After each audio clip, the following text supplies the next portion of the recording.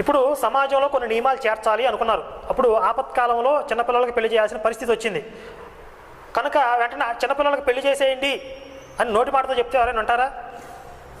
వినరు. అందుకే ఈ మనుధర్మశాస్త్రంలో ఇలాంటి నియమాలు చొప్పించుకోవాల్సి వచ్చింది వీళ్ళే. ఇదిగో చూడరా, మనుధర్మశాస్త్రంలో ఉంది ఈ విషయం, చిన్నపిల్లలకి పెళ్లి చేయమని, 12 సంవత్సరాల పిల్లలకి 16 సంవత్సరాల పిల్లలకి పెళ్లి చేయమని అని వీళ్ళే కొన్ని ప్రక్షిప్తాలు చేర్చి ఆ నియమాలు పెట్టుకోవాల్సి వచ్చింది.